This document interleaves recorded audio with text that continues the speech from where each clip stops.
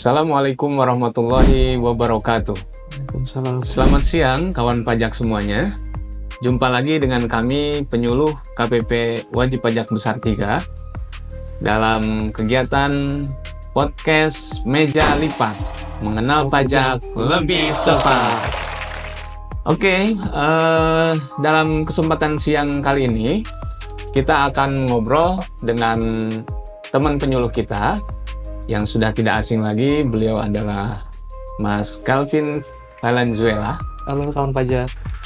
Gimana kabarnya Mas Calvin? Alhamdulillah baik Pak Ustadz. Gimana kabarnya Pak Dadang? Alhamdulillah baik juga. Nih Mas Calvin, siang ini kita akan ngobrol apa nih Mas Calvin? Kita bakal ngomongin PMK yang baru banget keluar Pak. PMK yang rilis di September 2024, ngebahas tentang PMK 59 tahun 2024. Oh. Tapi sebelumnya gimana kalau kita ngopi dulu nih Pak? Oh iya, ide yang brilian. Kawan pajak, kami ngopi dulu.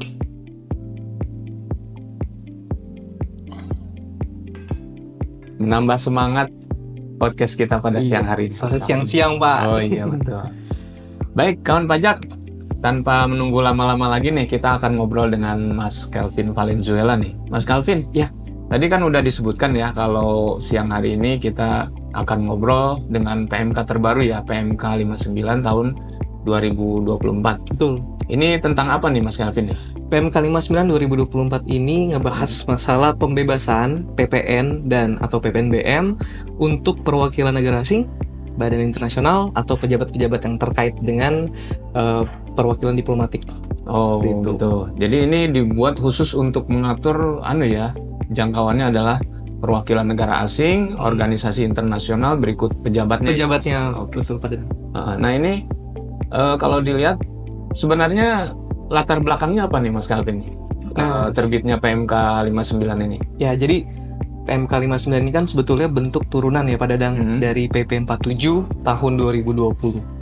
Nah, PMK 59 ini lahir dimaksudkan oleh pemerintah untuk memberikan kepastian hukum yang lebih, Pak. Karena sekarang kan zaman sudah semakin berubah, sudah ada kemunculan banyak fasilitas baru. Nah, ini kita pastikan melalui PMK 59 tersebut, perubahan-perubahan tersebut sudah tercapture di PMK 59. Itu yang pertama. Terus yang kedua, lebih memberikan kemudahan bagi dalam hal ini ya, penerima manfaat. Jadi baik dari perwakilan negara asing, badan internasional, ataupun pejabat-pejabatnya bisa mengajukan permohonan melalui kanal elektronik. Jadi mungkin kalau sebelumnya harus ke KPP, sekarang sudah bisa lewat DJP online. Oh gitu, ya. Berarti ini salah satu kemajuan juga ya, yang awalnya diajukan secara manual gitu ya, sekarang bisa diajukan secara elektronik ya gitu ya. Betul. Mas Calvin ya. Betul. Ini salah satu perubahan juga nih. Nah kemudian nih Mas Calvin nih, sebenarnya lingkup yang diatur nih apa nih dalam PMK 59 ini 2024 ini? Nah, jadi ketika badan internasional, perwakilan negara asing atau pejabat-pejabatnya, dalam hal ini subjek yang menerima manfaat ya di sini, datang ke Indonesia, kemudian dalam jangka waktu tertentu ada di Indonesia, maka ada kemungkinan mereka akan menggunakan barang-barang tertentu Pak Dadang. Baik itu yang sifatnya di PMK ini ya dipisah menjadi dua, baik yang sifatnya kendaraan bermotor ataupun selain kendaraan bermotor. Nah, sesuai dengan asas kelaziman internasional ya, biasanya untuk hal-hal seperti ini diatur secara khusus. Jadi dibebaskan dari pengenaan PPN. Nah, ruang lingkupnya di situ Pak Dadang. Baik itu impor ataupun penyerahan kepada oleh PKP kepada perwakilan negara asing, badan internasional ataupun pejabatnya, di sini dimungkinkan untuk dibebaskan dengan aturan-aturan tertentu. Oh gitu. Ada batasannya juga tapi. Ada batasan ya. Betul. Baik menggunakan SKB ataupun tidak menggunakan SKB. Oke. Berarti perwakilan negara asing atau pejabatnya itu bisa melakukan importasi mendatangkan barang dari luar negeri ya. Bisa. Dan itu masuk ke dalam cakupan PPN atau fasilitas PPN yang dibebaskan ini ya. Betul Pak Dadang. Oh gitu ya. Bisa impor, bisa juga penyerahan ya. PKP di dalam negeri menyerahkan kendaraan kepada perwakilan negara asing itu juga bisa. Oh gitu ya. Dan di PMK ini juga diperjelas Pak Dadang, perwakilan negara asing yang dimaksud tuh siapa gitu kan. Karena perwakilan negara asing kan definisinya luas nih. Iya. Nah, ternyata di pasal satunya tuh dijelasin bahwa perwakilan negara asing itu termasuk diantaranya adalah perwakilan diplomatik ataupun konsulat. Konsuler. Jadi baik ya kalau di kita di Indonesia nih mungkin semacam KBRI-nya atau konsulat jenderalnya. Itu dua-duanya bisa. Oke. Termasuk kepala staf dan pejabat-pejabatnya yang beserta itu bisa dapat pembebasan. Oke. Nah ini Pak Mas Calvin ini, bagaimana sekarang masalah mekanismenya nih, mekanisme pembebasan PPN yang diatur dalam PMK 59 ini Mas Calvin? Oke, baik. Jadi kapan mulai diberlakukannya atau misalnya bagaimana nih gitu? Ya. PMK 59 ini mulai berlaku 1 Oktober 2024. Jadi praktis nih, Pak Dadang, tinggal beberapa minggu lagi. Mekanismenya bisa melalui 2 cara. Jadi melalui SKB atau tidak melalui SKB. Kapan menggunakan SKB? Menggunakan SKB dalam hal terjadi penyerahan BKP ataupun JKP kepada baik perwakilan negara asing, badan internasional ataupun pejabat terkait ya. Saya singkat seperti itu. Nah, kapan tidak menggunakan SKB? Dalam hal undang-undang yang mengatur pembebasan bea masuk sudah mengatur bahwa bea masuknya dibebaskan, maka otomatis PPN dan PPNBM-nya itu juga dibebaskan. Itu diatur di PMK 149 tahun 2022. Itu kalau udah dapat pembebasan itu tidak perlu SKB. Oh gitu. Jadi bisa satu paket ya dengan misalnya bea masuknya gitu ya. Karena menjadi lucu kan Pak Dadang, ketika bea masuknya dibebaskan, tapi ternyata ada PPN ataupun PPNBM-nya. Gitu ya. Dan nantinya permohonan bisa diajukan baik oleh perwakilan negara asing, badan internasional ataupun pejabat, dalam hal memang mereka sudah dipungut ya seperti itu bisa melalui 2 mekanisme. Jadi kan SKB ataupun tidak melalui SKB. Ketika mendapatkan SKB, maka clear, tidak ada pungutan. Bagaimana kalau mereka udah dapat SKB, tapi ternyata tidak punya SKB, kemudian kadung dipungut terlebih dahulu. SKB. Jadi sudah kadung dipungut, baru mereka menunjukkan SKB. Ya. Nah, itu ada mekanisme pengembalian, Pak, melalui PMK 187. SK 187 ya. Iya, melalui SKPLB kalau memenuhi persyaratan nanti bisa dikembalikan ke rekening baik itu dari OP-nya, pejabat-pejabatnya atau perwakilan negara asing sebagai badan. Ke badan internasional. Nanti kita ngobrol lebih lanjut ya. Berarti nanti bisa kita perluas ini pembahasan kita mengenai PMK 187 ya, Mas Calvin ya. Iya. Mungkin karena kita sekarang fokus ke PMK 59, berarti kita perdalam dulu nih supaya kawan pajak bisa mengerti dulu nih. Karena kan ini tadi seperti yang dibilang Mas Calvin ini mulai berlaku 1 Oktober ya Mas Calvin ya? Iya, sebentar lagi Pak Ustadz. Berarti nanti ini tinggal kita menghitung hari aja nih, tinggal beberapa hari lagi. Iya. Nah, sekarang kalau misalnya pejabat perwakilan negara asing atau organisasi internasional itu ingin mengajukan SKB nih Mas Calvin, kan tadi ada ya mekanisme yang melalui SKB. Nah, ini sekarang dia pengen mengajukan permohonan SKB. Nah, ini persyaratannya apa aja nih yang Mas Calvin yang harus dipenuhi oleh pejabat dari perwakilan negara asing tersebut? Oke, baik. Jadi secara umum ada syarat yang harus dipenuhi. Jangka waktu untuk pengajuan SKB ataupun permintaan pengembalian adalah paling lambat 1 tahun. 1 tahun dari apa? Ketika ada impor, 1 tahun dari tanggal PIB. Tanggal terdaftar barang terregistrasi masuk ke dalam kita Indonesia. Ketika ada penyerahan, maka 1 tahun dari tanggal faktur. Itu dulu Pak Dadang. Oh gitu. Ketika itu sudah lewat, maka sudah tidak bisa diajukan. Tapi kalau masih masuk dalam jangka waktu tersebut, maka proses berikutnya adalah untuk perwakilan negara asing dan badan internasional dipisahkan menjadi 2. Perwakilan negara asing mendapatkan surat rekomendasi dari Kementerian Luar Negeri. Seperti itu. Kalau bahasa di PMK-nya sih kementerian yang menangani bidang luar negeri. Nah, mungkin kalau existing sekarang ya namanya Kementerian Luar Negeri.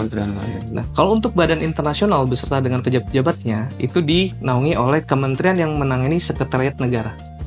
Mensesnek lah kayak gitu.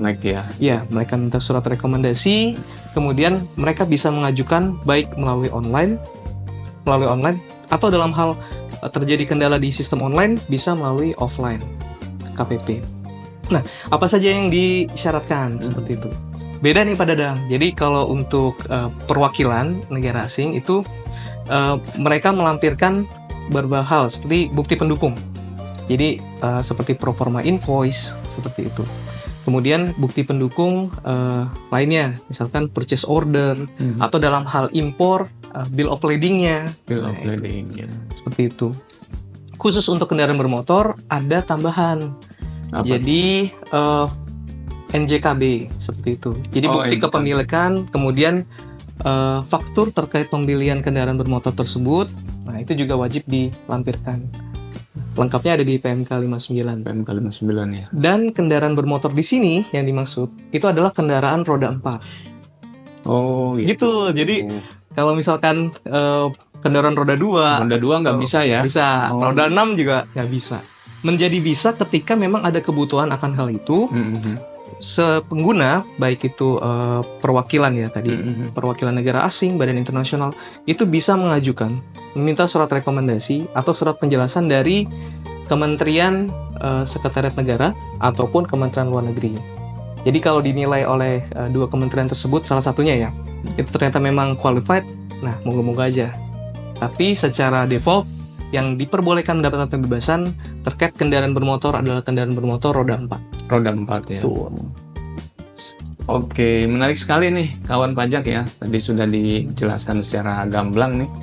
Jenis-jenis barangnya juga hanya terbatas kendaraan roda 4 ya Mas Calvin ya. Iya. Kecuali kalau misalnya ada kebutuhan khusus mungkin bisa saja ya diberikan SKB ini ya. Oh, boleh sedikit tambahan Pak Dadang. Iya, gimana? Tadi ada kendaraan bermotor dan selain kendaraan bermotor. Untuk kendaraan selain kendaraan bermotor tidak termasuk tanah dan atau bangunan. Oh. Nah, jadi tanah dan atau bangunan itu di luar dari cakupan PMK 59 ini. PMK 59 ini ya. Iya, betul. Jadi kalau organisasi internasional dapat tanah, nah itu mungkin pengaturannya berbeda. Oke Mas Iya. Calvin nih. Kita kembali lagi ke laptop ya Mas Calvin ya. Iya.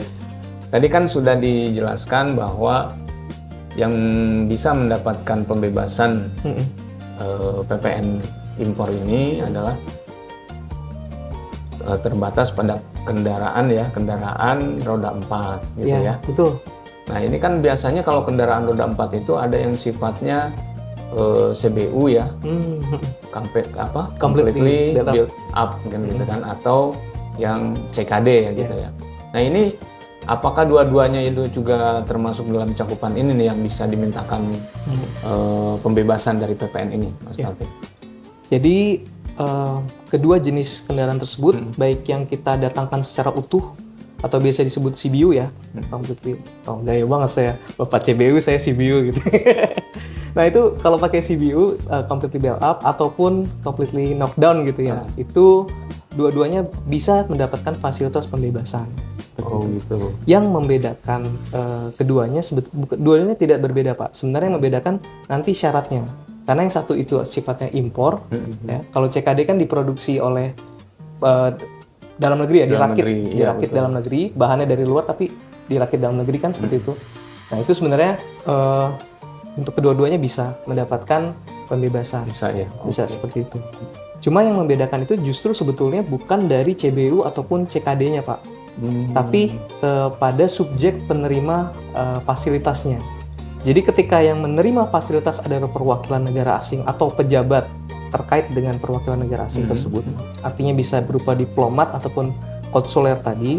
Nah, itu syaratnya adalah untuk CBU mengikuti batasan jumlah impor yang diatur di peraturan pembebasan bea masuk. Jadi dia menginduk ke PMK 149 tahun 2022. Bagaimana dengan penyerahan CKD-nya seperti itu?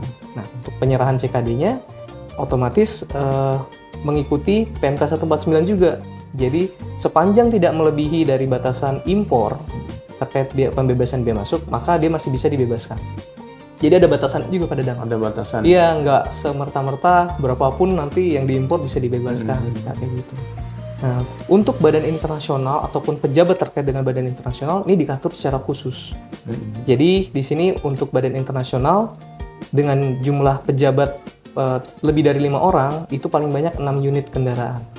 seperti itu. Oh gitu. Jadi melihat jumlah personil perwakilan negara asing gitu ya. Betul, perwakilan negara Kalau asing. misalnya pejabatnya hanya 5 orang, berarti batasan yang boleh diimpor itu hanya 6 jumlah kendaraan gitu ya. 6 unit kendaraan. Oke. Atau bisa juga diatur sesuai dengan kebutuhan untuk khusus program kerjasama teknik. Itu nanti melihat skala proyeknya ya. Kalau misalnya besar, bisa saja nanti importasinya lebih gitu ya, lebih dari 6 gitu ya. Betul. Dan ada guidance-nya juga Pak Dadang. Ada exit permit-nya. Jadi ini konsepnya adalah secara umum. Tapi bisa juga ditentukan lain oleh Kementerian Luar Negeri. Oh gitu. Berarti bisa berubah juga nanti kebijakannya ya. Iya, kalau dirasa memang perlu, ketika dapat surat rekomendasi dari Kementerian Luar Negeri, dia bisa dapat pembebasan. Oke.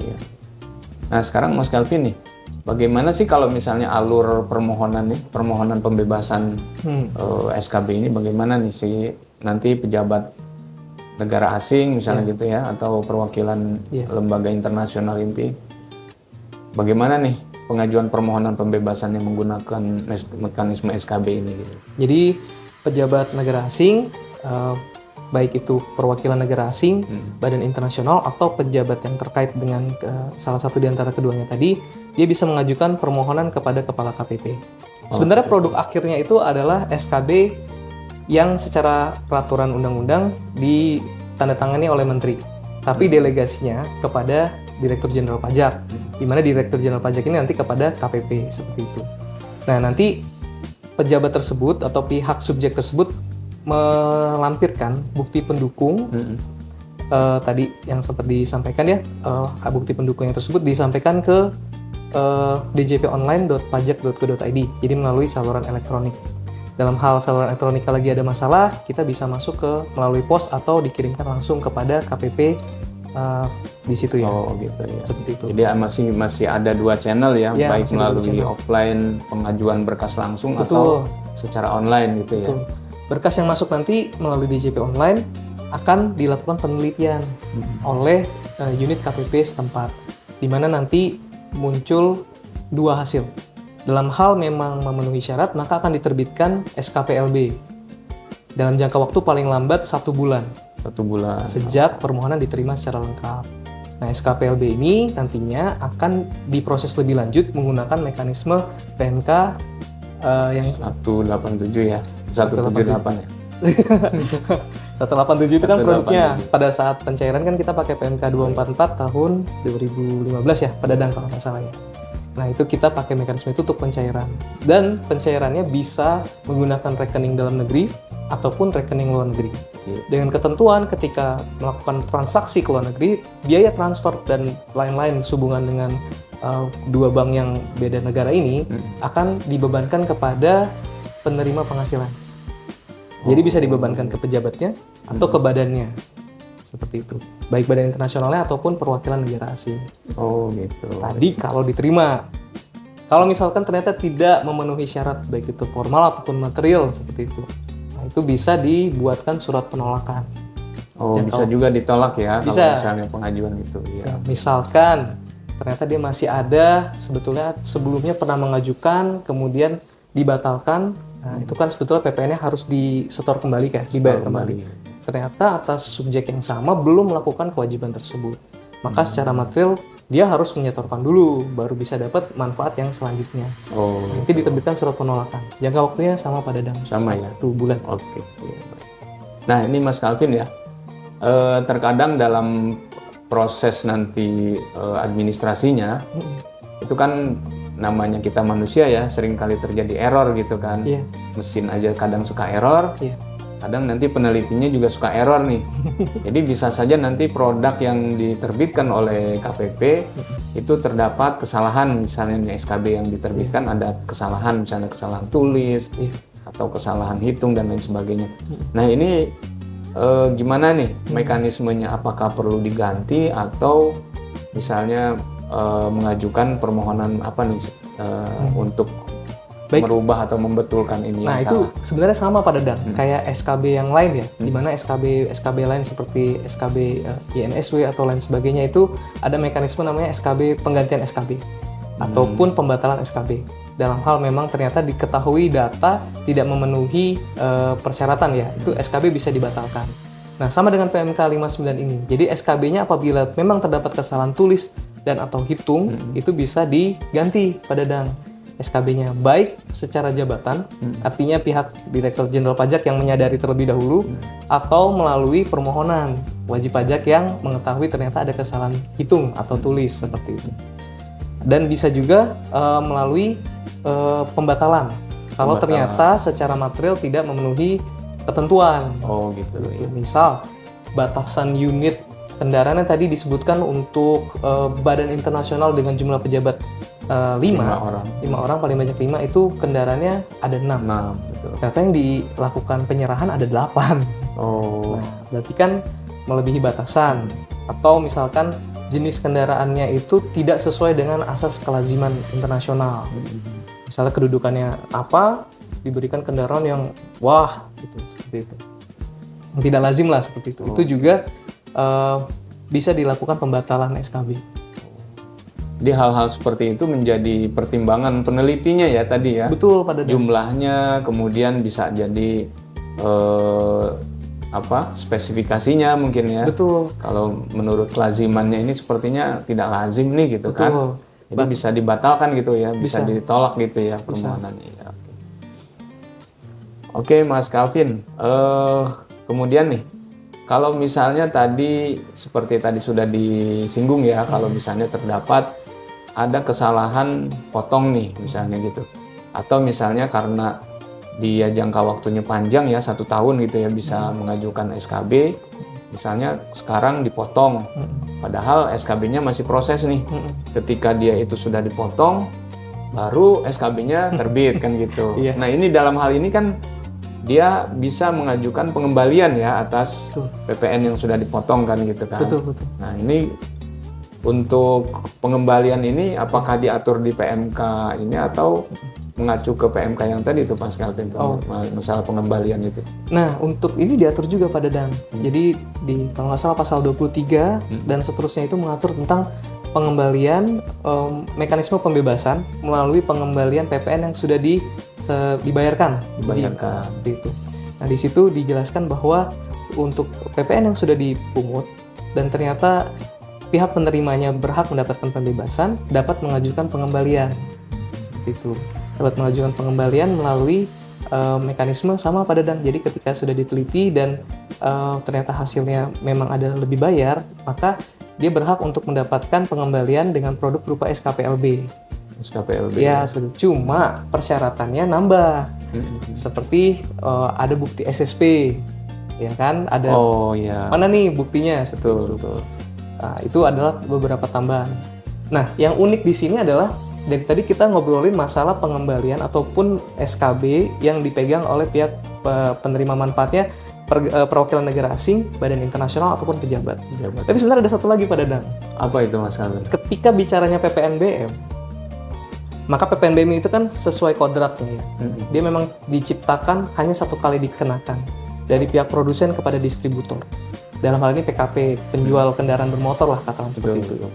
Nah, otomatis ketika ke konsumen paling banter nanti dinaikin harganya seperti itu. Nah, ini ternyata ketika memang dapat SKB si penerima manfaat ini, PKP kendaraan bermotor tersebut bisa mengajukan pembebasan PPNBM.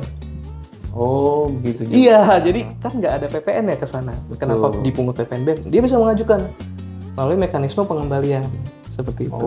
Si PKP kendaraan bermotor tadi yang melakukan penyerahan bermotornya betul, seperti itu. Dia bisa mengeliminir PPNBM. Ada beberapa persyaratannya Pak di situ. Hampir sama kayak pihak penerima, tapi ada beberapa tambahan. Misalkan SSP yang telah disetorkan oleh pabrikan tadi terkait dengan PPNBM itu satu. Kemudian faktur pajak. Jadi yang menjadi PM-nya dia, nah itu di situ dilampirkan PK atas PPNBM terkait dengan penyerahan kendaraan bermotor dari pabrikan kepada distributor. Nah, itu jadi salah satu lampiran. Nah, sisanya hampir sama dengan syarat terkait penyerahan kepada perwakilan negara asing. Oke. Nah, ini kemudian tata cara pengajuannya nih Mas Calvin nih, apakah bisa melalui permohonan online juga, Iya. atau melalui pengajuan dengan berkas gitu ya. Atau seperti apa nih Mas Calvin? Nah, tadi tujuan dari PMK 59 balik lagi. Dia membuka open untuk masuk melalui kanal elektronik. Jadi nomor satu prioritas lewat djponline.pajak.go.id Pak Dadang. Oh gitu. Itu nomor satu. Nah, nanti tapi dalam hal ternyata DJP online sedang mengalami masalah, maka bisa berkasnya itu disampaikan melalui manual. Ya, tradisional, datang langsung atau melalui ekspedisi. Tapi untuk PMK yang nanti akan diberlakukan ini, yang diprioritaskan adalah pengajuan secara online dulu ya? Iya, elektronik. Iya, jelas. Karena kan juga menguntungkan baik dari sisi kita ya, sebagai fiskus ataupun wajib pajak. Di kita administrasinya juga lebih sederhana lebih sederhana, memangkas jarak dan lebih pasti. Ya. Saat itu disubmit, saat itu juga dapat bukti penerimaan elektronik. Oke, Mas Calvin.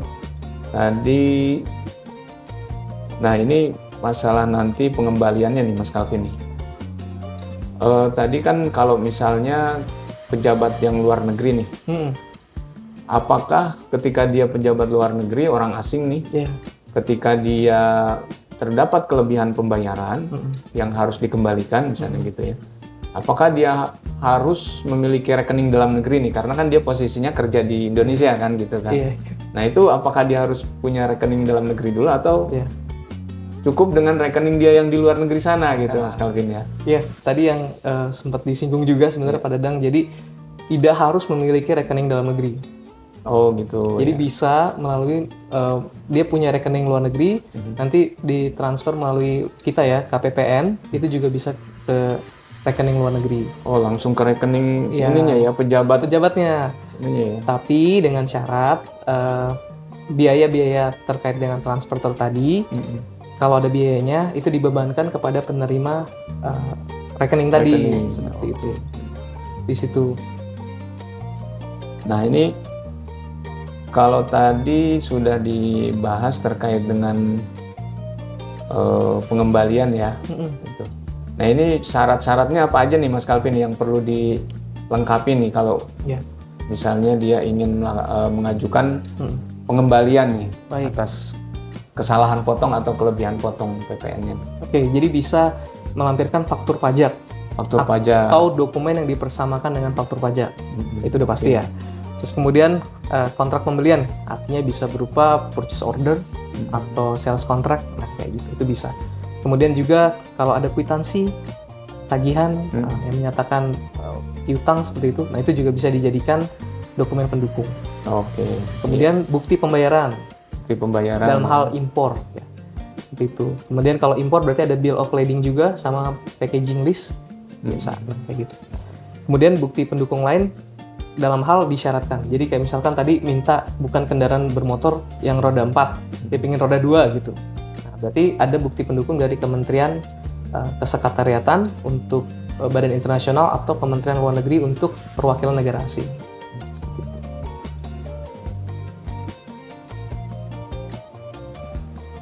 Oke, Mas Calvin. Yes.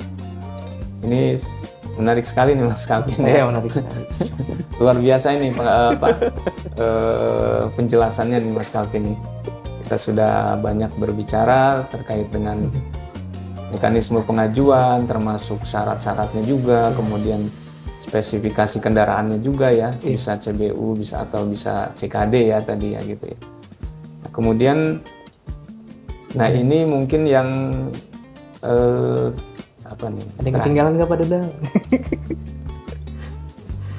Jadi ada satu lagi Pak Dadang. Apa tuh? Jadi terkait dengan bagaimana kalau penagihan kembali PPN ataupun PPNBM yang sudah dibebaskan, tapi ternyata diketahui karena satu hal dia tidak memenuhi persyaratan. Contoh, misalkan si penerima manfaat pejabat tadi dalam kurun waktu 4 tahun disyaratkan dia harus berada di tempat kita dan barang tersebut tidak dipindah tangankan. Oh gitu. Nah, seperti itu. Tapi ternyata kurang dari 4 tahun karena satu dan lain hal negaranya manggil, cabut kamu dari Indonesia pindah ke negara lain. Nah, otomatis kan barang yang dia dapat pembebasan tadi, itu kan akan dipindah tangankan. Dalam hal terjadi hal seperti itu, ada diatur juga di PMK 59 bahwa si pejabat tersebut wajib membuat laporan bahwa dia akan pindah. Di mana di laporan tersebut dijelaskan barang yang mendapat pembebasan tadi akan dipindah tangankan kepada siapa. Kalau dipindah tangankannya kepada sesama perwakilan negara asing atau badan internasional atau pemerintah Indonesia, aman. Tidak ada tambahan PPN yang harus dipungut. Tapi kalau kepada selain 3 tadi, maka ada kewajiban untuk melakukan penyetoran PPN.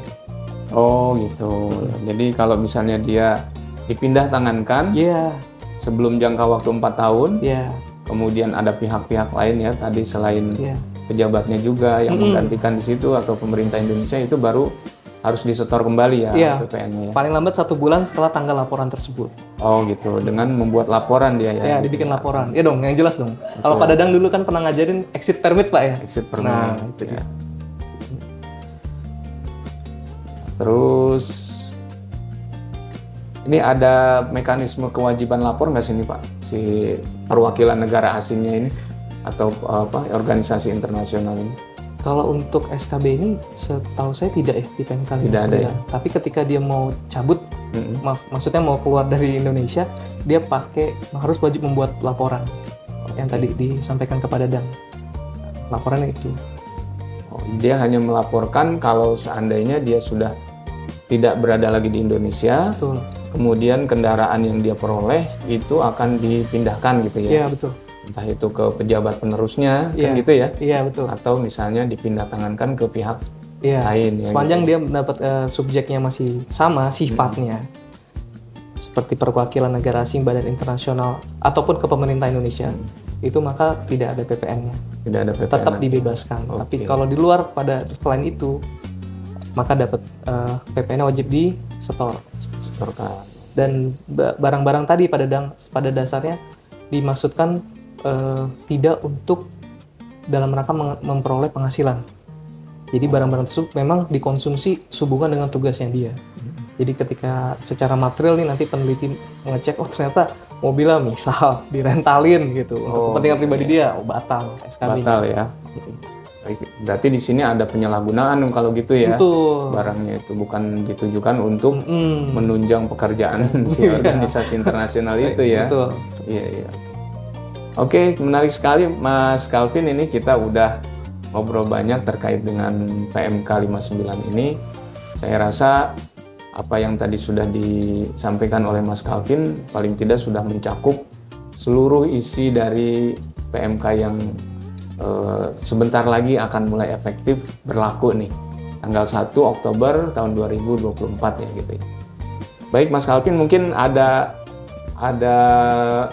closing statement nih Pak Mas Calvin nih sebelum kita akhiri nih ngobrol kita siang hari ini.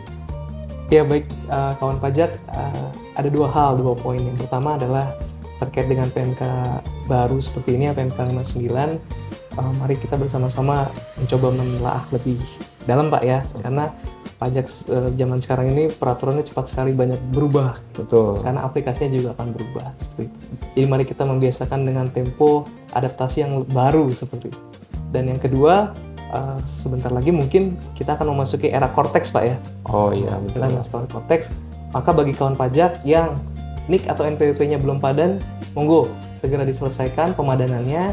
Dan bagi Bapak Ibu pemegang PIC wajib pajak badan, monggo diupdate data wajib pajak badannya se-update mungkin. Jadi kalau ada pengurusnya yang mungkin sudah pindah atau lain sebagainya, itu silakan diupdate seperti itu. Itu aja Pak Dadang. Baik, terima kasih Mas Calvin atas closing statement-nya.